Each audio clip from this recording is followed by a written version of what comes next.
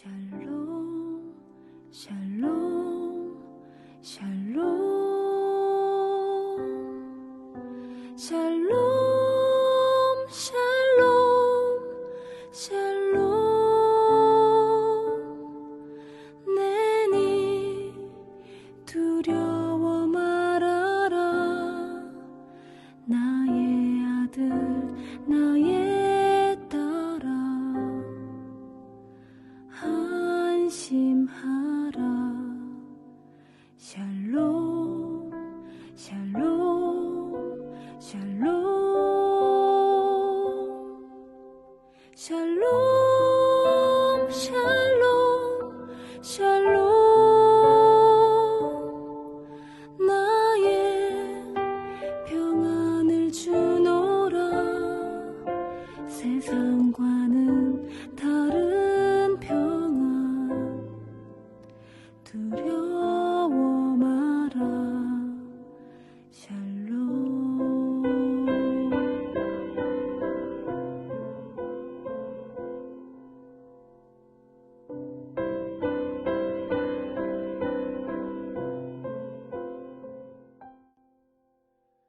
9월 23일 늘필은 새벽 예배를 하나님 앞에 올려 드리겠습니다.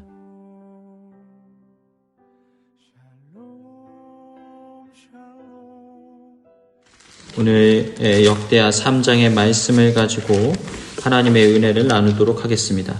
우리가 말씀을 쭉 읽다 보면은 조금 어려운 부분들이 있다라고 느껴지는 익숙하지 않은 도량들이 등장하는데요. 이게 사실은 설계도이기 때문입니다. 설계도. 우리가 그림으로 보면 아주 간단하게 이해되어질 그 이미지인데요.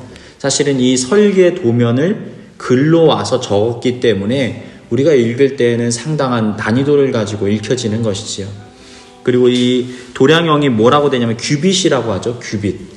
우리가 규빗이라고 하면 여러분이 이미 아시겠지만은 이 손끝부터 여기 팔꿈치까지의 거리를 길이를 말합니다. 60cm 정도가 되는 것. 그래서 여러분들이 이것을 한번 염두에 두고 대략의 길이가 어떻고 너비가 어떠했는지를 분별해 볼 필요는 있습니다. 그러나 이 성전의 내용들이 궁금하시다면 인터넷에 솔로몬의 성전이라고 치면 그 성전의 복원도 같은 것이 뜨기 때문에 여러분들이 그것을 바라보는 것 중요합니다. 근데 이제 우리가 하나님께서 이 성전을 짓게 하실 때에는 분명한 이유가 있겠지요. 그 성전을 이렇게 설계해야 했고 그 장소에 지었어야 했고 왜 이것을 해야 됐는지에 대한 중요한 여러 가지 비밀들이 이 성경 안에 담겨져 있다는 것입니다. 그래서 우리는 성전의 그 외적인 요소에 집중하기보다는 성전에 담겨져 있는 그 의미와 메시지를 오늘 말씀 속에서 살펴보는 시간을 갖도록 하겠습니다. 역대하 3장에 특별히 살펴보면 이 성전이 어디에 세워졌는지에 대해서도 언급을 하고 있습니다. 이게 상당히 중요하거든요. 지금 여기서부터 시작되는 겁니다. 성전이 어디에 세워졌는가. 자, 1절 말씀 보면은 뭐라고 말하고 있습니까? 솔로몬이 여호와의 전 건축하기를 시작했다고 하는데 거기에 처음에 등장하는 게 어디예요? 예루살렘 어디요? 모리아 산에 여호와의 전 건축하기를 시작했다. 그러니까 여러분 지금 황금돔 사원 솔로몬의 성전이 어디에 있었다라는 거예요? 우리가 아는 것처럼 아브라함이 이삭을 번제로 바치려고 했던 바로 모리아 산이 바로 그 성전산이라는 겁니다. 여기에 담겨져 있는 중요한 메시지가 있어요. 여러분, 이 성전이 세워지는 것은 무엇을 의미합니까? 무엇을 예표하고 있는 거예요? 예수 그리스도의 십자가의 은혜를 예표하는 거예요. 하나님이 자신의 독생자 외아들 예수 그리스도를 이 땅에 보내시면서 우리를 구원하시고 하나님과 우리의 관계를 회복시키는 데 있어서 제일 중요한 게 뭐예요? 바로 예수 그리스도. 그 예수님의 십자가의 은혜가 아니고서는 우리가 살아갈 수 없다라는 거예요. 예수님께서 이 땅에 오셨기 때문에 자신의 독생자인 하나뿐인 아들을 죽이기까지 우리를 사랑하셨기 때문에 우리를 향한 그 은혜와 사랑이 흘러가게 되었다라는 거예요. 믿으시길 주님의 이름으로 축복합니다. 여러분, 우리가 신앙생활 하면서 절대로 잃어버리지 말아야 되는 게 있어요. 우리가 신앙생활을 오래 하고 믿음의 깊이가 깊어지고 교회 생활이 길어지면 길어질수록 더 뜨거워지고 더 사모해야 되는 것이 무엇입니까? 십자가의 은혜와 감격이에요. 예수님께서 나를 위하여 십자가에 못 박혀 죽으시고 다시 살아나신 그 사실이 내 가운데 감격과 은혜로 다가올 수 있어야 된다는 거예요. 다른 것이 다 마음 가운데 느껴지지 않아도 맞아. 주님이 나를 위해서 얼마나 사랑하셨는지 자신의 십자가에서 그 피를 다 쏟아내고 죽기까지도 우리를 그 사랑하셨지. 그 사랑이 우리 가운데 느껴질 수 있어야 된다는 거예요. 여러분, 이러한 믿음의 고백이 반석 위에 세워질 때, 우리의 믿음이 그 위에 세워질 때 우리는 견고한 믿음과 신앙을 살아갈 수 있게 되어지는 거예요. 여러분, 성경에 보면요, 하나님께서 아브라함을 특별하게 축복하시고 복을 주시는 장면들이 많이 등장합니다. 그 중에서도 아브라함에게 최고의 영예의 칭호를 주시는데 어떤 내용이 등장합니까? 사실은요, 복의 근원, 이것보다 더 멋진 말이 나와요. 뭡니까? 너는 주의 친구라. 여러분, 이 말이요, 보통 얘기가 아니에요. 친구라는 말은요, 우리가 함부로 할 수 있는 말이 아니잖아요. 너는 나의 친구다. 그게 무슨 의미를 담고 있습니까? 감히 그 전능하신, 그 위대하신, 영원하신, 영존하신 그 하나님 앞에 한낱 피조물 된 인간 보고 하나님 말씀하시는 거, 넌 나의 친구야. 어떻게 이런 일이 있을 수가 있습니까? 어떻게 이것이 가능하단 말입니까? 그런데 여기에 중요한 비밀이 숨겨져 있어요. 전혀 뜻밖의 이해할 수 없는 일을 하나님께서 아브라함에게 명하십니다. 100세에 낳은 아들. 그 얼마나 소중한 아들입니까? 그런데 그 아브라함에게, 그 기쁨에 겨운 아브라함에게 하나님 말씀하시는 거예요. 너 가서 모리아산에 가서 이삭을 번제로 드려라. 하나님은 인신제사를 싫어하시는 분이잖아요. 하나님 어떻게 나한테 이러실 수가 있습니까? 내가 그 아들을 얼마나 사랑하는지 하나님 아시지 않습니까? 그런데 내 아들을 잡아 죽이라니요. 어쩌면 그 마음 가운데 여러 가지 생각이 들었겠지만 그가 하나님 앞에 조용히 순종합니다. 그리고 아들을 이른 아침에 세워서 장작을 짊어지게 하고 그 모리아 산을 향하여 걸어갑니다. 아들이 묻습니다. 아버지, 장작은 있는데 하나님께 바칠 양은 어디 있나요? 차라리 말하지 않았으면 좋을 법한 얘기 아닙니까? 얼마나 아버지 마음이 덜컥 내려앉았을까요? 그가 뭐라고 말합니까? 하나님이 우리를 위하여 예비하셨을 것이다. 그리고 나서 그 아버지가 자리를 정돈하고 그 제단을 쌓아 올립니다. 돌을 하나하나 쌓아 올리고 거기에 번제할 나무들을 쌓아 올립니다. 그리고는 이삭을 그 위에 올려놓고 꽁꽁 밧줄로 묶는 거예요. 그리고 그가 그것을 내리치려고 합니다. 여러분, 어쩌면 아브라함은 이미 아들을 죽인 거나 다름이 없어요. 가슴이 터지는 듯한 그 고통을 느끼지 않았을까요? 그런데 하나님께서 그 순간 천사를 보내셔서 아브라함의 손을 막습니다. 그리고 뭐라고 말씀하시나요? 내가 너희를 위하여 예비한 어린 양이 있다. 눈을 들어보니까 숯불에 어떤 양이 잡혀져 있는 거예요. 그래서 그것을 가져다가 번제를 드리게 됩니다. 하나님의 아브라함에게 물어보시는 거예요. 얘야, 너는 아들을 죽여야 하는 아버지의 심정은 아니? 아들을 죽여야 되는 어머니의 심정은 아니? 내가 너희를 그토록 사랑하는 것을 너희는 아니? 지금 그렇게 물어보시는 거예요. 성경 속에 많은 인물들이 하나님의 뜻을 구하고 하나님의 마음에 합한 자로 살아갔지만 그 중에서도 믿음의 조상 아브라함은요, 자식을 잃은 아버지의 슬픔을 알고 있는 거예요. 그러니까 하나님 뭐라고 말씀하세요? 너는 나의 친구다. 여러분, 우리가 이 땅을 살아가면서 신앙인으로서 잊어버리지 말아야 되는 중요한 한 가지가 있어요. 그게 뭡니까? 하나님의 심정이에요. 십자가의 은혜, 그 복음의 은혜, 그것이 특별하고 얼마나 고귀하고 얼마나 가치 있는지. 자식을 향해서는 부모가 자신의 생명도 던져줄 수 있다라고 말을 하는데, 우리를 구원하시기 위하여서 하나뿐인 독생자 외아들 예수 그리스도 이 땅에 보내신 것, 그 십자가의 은혜와 감격이 우리의 가운데 살아 숨쉬지 않으면 우리는 죽은 신앙인과 다름이 없다라는 거예요. 오늘 우리가 예배드리는 그 자리 가운데, 예배드리는 근본적인 그 뼈대 가운데, 그 장소 가운데, 그 기둥 가운데, 그 근본 가운데 뭐가 있어야 됩니까? 예수 그리스도에 대한 은혜와 감격이 있어야 된다는 거예요. 다른 게 필요한 게 아니에요. 숫자가 중요한 게 아니에요. 지금 내가 왜 여기에 와 있고 내가 지금 무엇을 해야 되는지는 딱 하나의 이유밖에 없어요. 예수님이 날 위해서 죽으셨구나. 그 십자가의 은혜가 살아 숨쉬는 순간 예배가 시작되어지는 거예요. 그게 없으면 아무것도 아니에요. 기둥은, 건물은 터 안에 지어지는 거예요. 터를 잘 닦고 그 위에 지어지는 거예요. 예수 그리스도의 십자가의 은혜가 다시 여러분의 마음 가운데 꿈틀꿈틀 살아나기를 주님의 이름으로 축복합니다. 차를 타고 가다가도, 오늘 여러 가지 가정의 일들을 준비하고 사업을 하다가도, 무언가 사람들을 만나다가도 주님을 생각하면 갑자기 눈물이 핑 돌고, 맞아, 주님이 나를 얼마나 사랑하셨는지, 여러분 그 믿음이 회복되시길 주님의 이름으로 축복합니다. 자, 그리고 나서 그곳이 어떤 곳인지에 대해 이렇게 말해요. 그의 아버지 다윗에게 하나님이 나타나신 장소라는 거예요.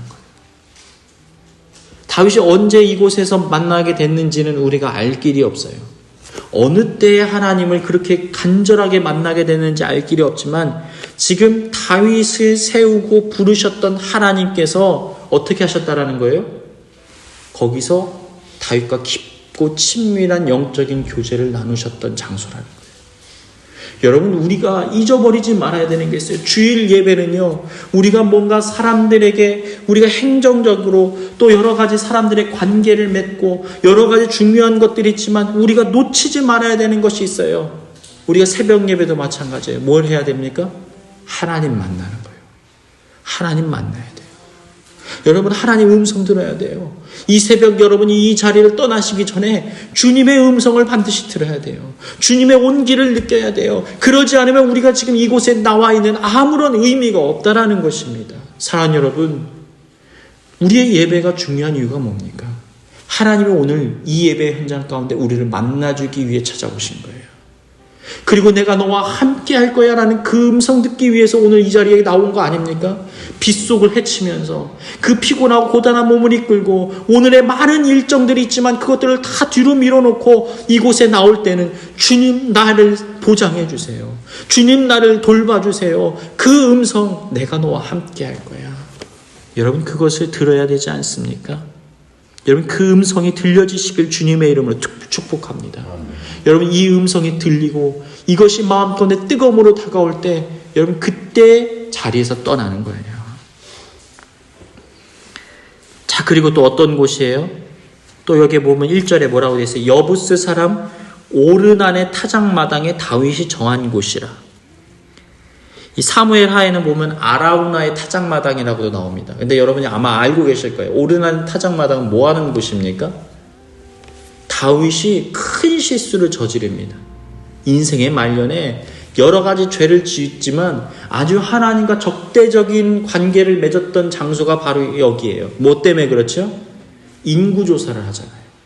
하나님이 원래 다윗을 세우실 때는 다윗에게 어떤 것을 허락하신 거예요?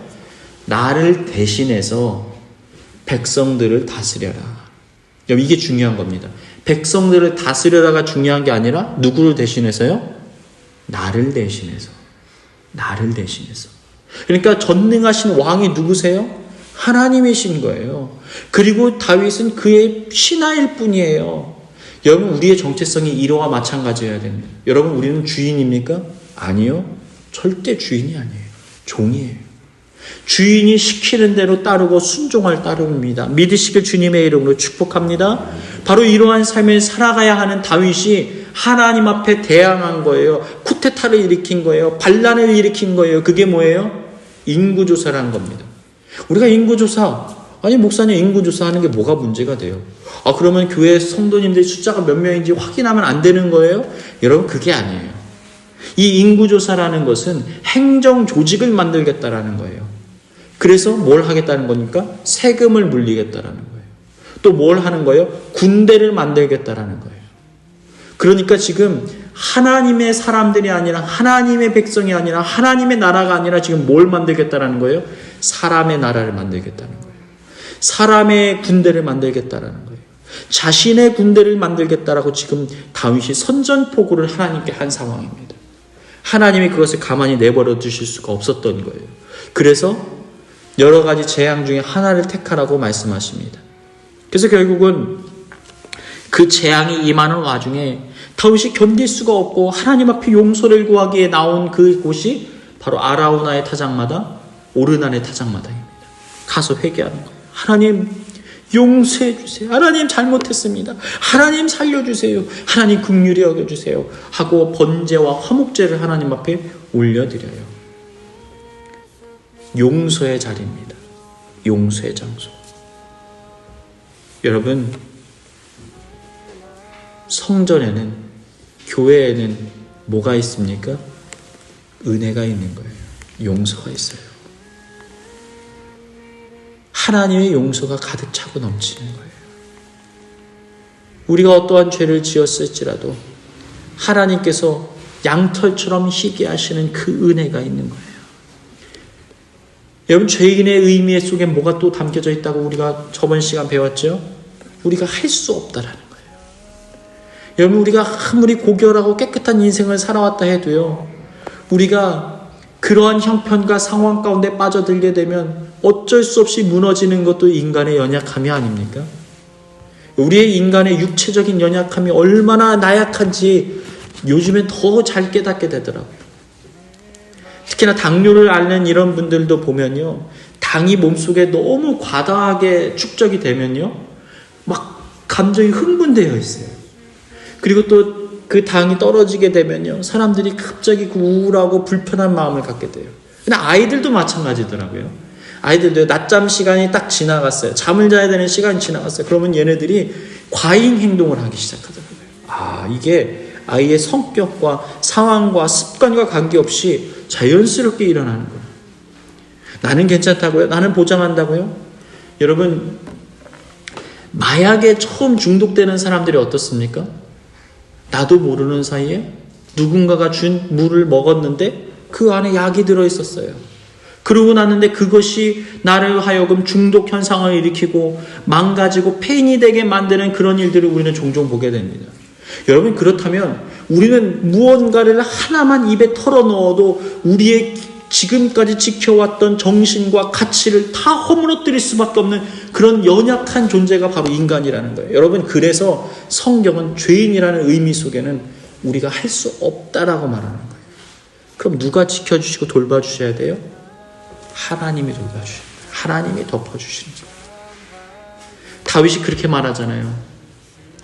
허물이 세함을 받고 죄가 가려짐을 받는 자는 복되다. 이 말은요, 우리를 순결한 그릇으로 그대로 지켜주시는 거예요. 환경에 노출되지 않도록 하나님이 너를 덮어주셨다. 네 안에 있는 더러운 죄성을 네 눈으로 보고 스스로 탄식하면서 나는 더 이상 가능성이 없어요. 나는 소망이 없어요. 라고 말하지 않아도 되게끔 지켜주셨다라는 말을 하고 계신 거예요. 여러분, 이게 얼마나 은혜입니까? 우린 죄인이라는 거예요. 우리는 아무것도 할 수 없다라는 거예요. 그러나 우리가 성전에 와서 하나님을 예배하고 예수 그리스도의 보혈을 힘입어 주님 앞에 나아갈 때 우리를 어떻게 하신다고요? 용서해 주신다라고 말씀하고 있는 거예요. 우리가 주홍 같을지라도 양털처럼 희게 하리라. 우리가 검을지라도 우리를 흰눈과 같이 정케 하리라. 오늘 하나님께서 지금 이렇게 우리 가운데 말씀하고 계신 거예요. 여러분, 우리가 늘 용서의 마음을 구하고 하나님 앞에 긍휼을 구해야 돼요. 그러나 여러분, 성전을 나서는 그 순간 당당해야 돼요. 왜요? 예수님의 보혈로 우리가 이미 정해졌기 때문이에요. 그리스도 예수 안에서는 결코 정죄함이 없나니 생명과 성령의 법이 죄와 사망의 법에서 너희를 해방하였다. 믿으시길 주님의 이름으로 축복합니다. 여러분, 이게 없으면 우리는 신앙생활 하는 게 아니에요. 여러분, 이것을 잃어버렸다면 예배를 드리는 것이 아니에요. 여러분, 이것을 다시 한번 회복하고 여러분의 믿음의 성전을 다시 한번 세워 나가시길 주님의 이름으로 축복합니다. 여러 가지 것들이 또 있는데요, 우리가 다 살펴볼 수는 없어요. 그런데 그 중에서 인상 깊은 것이 뭐냐면 이런 내용들입니다. 4절에도 보면요, 끝절에 순금으로 입혔다. 5절에도 보면 잣나무로 만들고 뭘로 입혔다? 순금으로 입혔다. 이 내용이 계속 등장하잖아요. 그러니까 뭘 했다라는 거죠? 순금으로 겉을 쌌다라는 거예요. 와, 정말 멋지구나. 아름답구나. 여러분, 여기에 지금 우리의 시선을 빼앗겨서는 안 됩니다. 거기엔 다른 의미가 담겨져 있거든요. 여러분, 우리가 성전의 기물이 되기 위해서 우리 믿는 자들에게 어떤 은혜가 있어야 돼요? 금으로 우리를 발라주는 은혜가 필요해요. 바꿔 말하면 예수 그리스도의 보혈이 어떻게 하는 거예요? 우리를 덮어주시는 거예요. 예수 그리스도의 은혜가 우리를 덮는 거예요. 우리의 속은 나무예요. 우리의 속은 쓰레기예요. 그런데 그 보혈의 은혜가 덮어지는 순간부터 우리는 정결한 예수 그리스도의 보혈을 누린 자로서만 하나님 눈에 보이는 거예요. 마치 비행기를 타고서 하늘을 날아오르는데 온갖 집의 쓰레기들이 그 길의 길목 어디에 던져져 있어요. 그런데 눈이 하늘에서 내리기 시작합니다. 눈이 한참 쌓이게 되면 하늘에서 보면 뭐만 보여요? 흰 눈만 보이는 것처럼 하나님께서 우리를 바라보실 때 흰 눈만 보이는 거예요. 주님의 보혈만 보이는 거예요. 그래서 우리를 뭐라고 말씀하세요? 의인이라고 말씀하시는 거예요. 내 백성이라고 말하는 거예요. 내 자녀라고 말하는 거예요. 여러분, 그 보혈의 은혜를 믿고 깨달으시기 주님의 이름을 축복합니다. 그렇다면 우리가 성전을 세워나가는 방법은요, 다른 게 아닙니다. 뭘 바르는 거예요? 피를 바르는 거예요. 여러분, 성도들을 어떻게 세웁니까? 여러분, 그들 가운데 이 보혈의 신앙이 회복되면 교회는 세워집니다. 여러분, 사람의 방법으로요, 아무리 먹여보세요, 아무리 입혀보세요, 물론 그것이 하나의 은혜의 통로가 되어야 돼요. 그런데 중요한 것은 예수 그리스도의 은혜가 그들 가운데, 그들의 영혼 가운데 덮어져야만 그들이 하나님의 은혜의 도구로 사용되어질 수가 있는 것입니다. 자, 그리고 또 10절 말씀 쭉 보니까요, 어떤 내용이 등장합니까? 지성소 안에 두 그룹의 형상을 새겨 만들어 금으로 입혔다.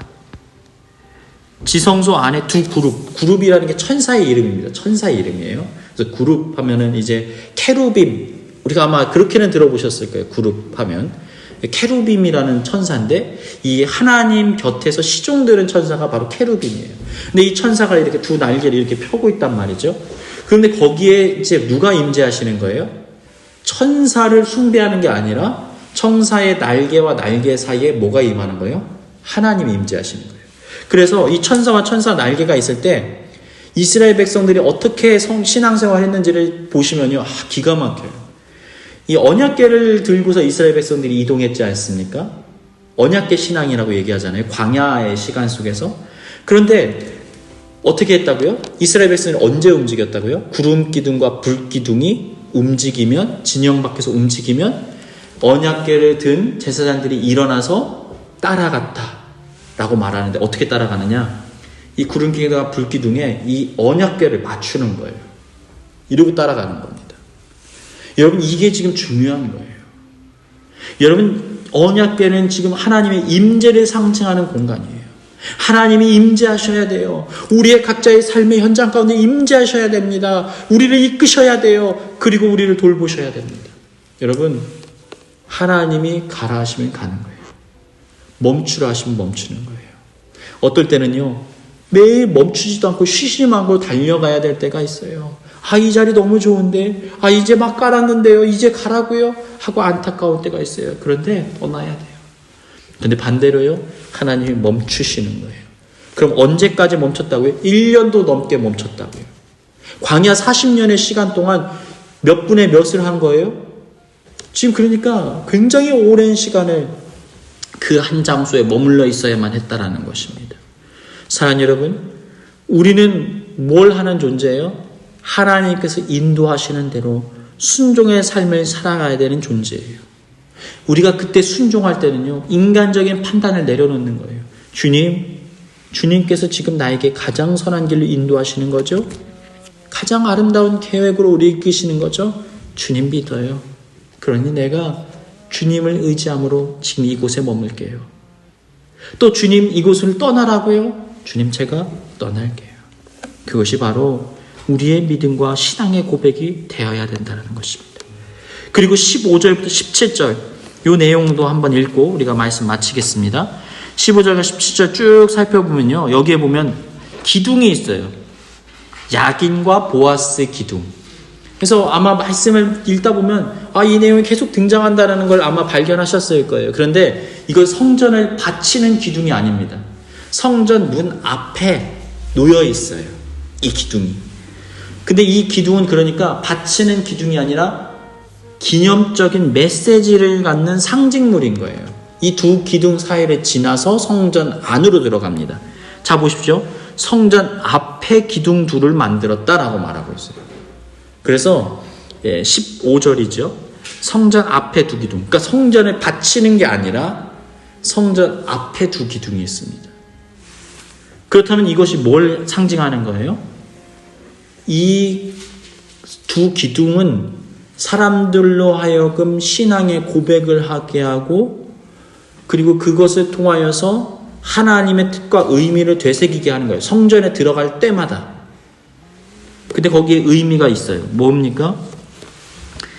야긴과 보아스. 야긴의 뜻이 무엇입니까?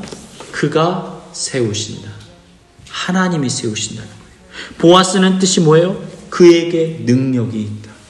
여러분, 우리가 기억해야 되는 것이 중요한 것이 하나 있어요.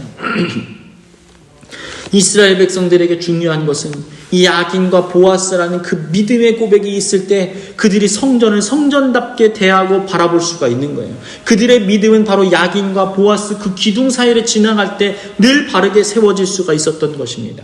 그들의 믿음의 근간이 되는 게 뭐예요? 첫 번째, 그가 세우신다.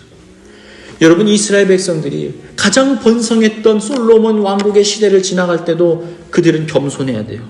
왜요? 이 성전을 누가 세우셨다고요? 하나님이 세운다. 니네가 아니야. 네 방법이 아니야. 사람으로 세우는 게 아니야. 내가 세우는 거야. 성전이 무너지고 그들이 원수의 세력들에 의해 공격을 당하고 포로로 끌려가서 이제는 소망을 찾아볼 수 없게 되었어요. 포로 시대 속에서 2세, 3세가 나오기 시작합니다. 이제는 문화와 모든 것들도 다 잃어버린 상태예요. 돌 하나도 돌 위에 남아있지 않은 그런 절망적인 상황 속에서 그들이 지금 바라보는 건 뭐예요? 그가 세우신다. 내가 하는 게 아니구나. 하나님이 세우시는 거지. 하나님이 돌보시는 거지 라고 깨닫게 하시는 거예요. 그리고 보아스는 무슨 뜻이라고요? 그에게 능력이 있다. 그에게 능력이 있다. 우리의 힘이 아니라 사람의 능력이 아니라 하나님의 능력이 있다라는 거예요. 그에게 능력이 있기 때문에 우리는 염려하거나 두려워할 필요가 없다라는 것입니다. 여러분, 만약에 너에게 능력이 있어라고 하나님 말씀하신다면 여러분, 우리는 두려워해야 돼요. 여러분, 이게 즐거운 말이 아닙니다. 여러분, 기쁜 말이 아니에요. 세상이 주는 말들이 있어요. 학생들에게도 이런 얘기들을 많이 해요. 자기개발 이런 얘기들 듣다 보면요, 사람들이 계속 얘기해요. 너에게 무궁무진한 에너지가 있어. 너에게 능력이 있어 라고 말해요. 그 잠재 능력을 끌어 키우라는 거예요. 여러분, 이 말처럼 무서운 말이 없습니다. 그럼 뭐예요? 책임도 네가 지라는 거예요. 너는 능력이 있는데 네가 못 끌어다 썼으니까 너는 지금 이 책임을 지어도 마땅해 라고 말하는 거예요. 너의 가정이, 너의 상황이, 너의 환경이 이런 것은 너 때문이야 라고 말하고 있는 거예요. 질책하고 있는 거예요.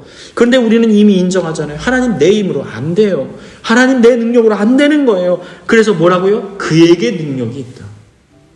여러분, 나는 언제든지 흔들릴 수 있는 존재예요. 힘이 있다가도요, 나이가 들면요, 노쇠하고 쓰러질 수밖에 없어요. 그래서 나한테는 능력이 없는 거예요. 그런데 하나님 뭐라고 말씀하세요? 너한테 능력이 있는 게 아니라 나한테 능력이 있어. 그러니까 너는 내 옆에만 있으면 돼. 내 곁에 있으면 돼. 내 안에 머물면 돼. 내가 그 능력으로 너를 감싸 안을 거야. 주님이 강하시기 때문에, 주님이 능력이 많으시기 때문에 우리는 소망과 기대와 희망을 가지고 살아갈 수가 있게 되어지는 거예요. 믿으시길 주님의 이름으로 축복합니다. 여러분, 이게 구원입니다. 이게 복음이에요. 수고하고 무거운 짐진 자들아 다 내게로 오라. 내가 너희를 쉬게 하리라. 내 멍에는 쉽고 내 짐은 가벼우니라. 왜 그렇게 말씀하세요? 세상의 사람들은 내 안에 힘이 있다고 믿어요. 내가 뭔가를 성취해야 된다고 믿어요. 그래서 쉴 수가 없어요. 이른 아침부터 늦은 저녁까지 수고롭게 돌봐야 돼요. 그리고 문제가 틀어지게 되면 자책하고 절규하고 절망하고 낙심할 수밖에 없어요. 이런 일들이 몇 번 겪게 되면 사람이 무너집니다. 그런데 하나님은 우리에게 그렇게 말씀하고 있지 않아요. 너에게는 능력이 없어. 그런데 내가 이제 일할 거야. 여러분, 오늘 여러분이 이 성전 문을 나서면서 깨달아야 되는 게 뭐예요? 하나님이 세우시는구나. 하나님께 능력이 있구나. 그럼 내 문제, 내가 감당할 수 있는 없는 문제, 그거 주님이 돌봐주신다는 말씀이죠. 내가 그것을 해결할 수 없는데 주님께서 다시 싸매시고 온전케 하고 세우시겠다는 약속이죠. 우리의 오랜 기도의 염원과 기도의 제목, 자녀를 향한 기도, 가정을 위한 기도, 사업을 위한 기도, 삶에 대한 기도, 이 모든 것들 주님께서 역사하시면 이루어지겠군요. 여러분, 이러한 믿음을 가지고 오늘 이 성전 안에서 기도하시고 성전문을 나서시길 주님의 이름으로 축복합니다.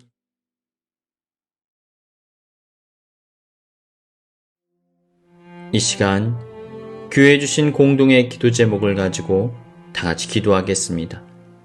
첫 번째로, 복음에 대한 확실한 깨달음 속에서 오직 주님의 은혜 누리며 살게 하여 주옵소서.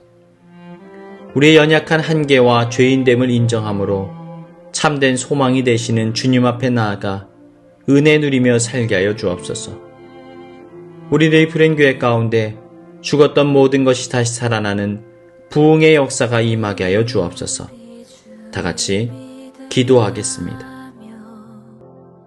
능력이 많으시도다. 그의 지혜 무궁하며 인자는 영원하도다. 상한 자들 고치시며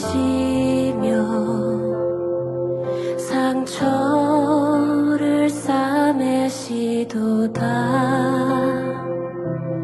별들의 수를 세시며 이름을 붙이셨도다.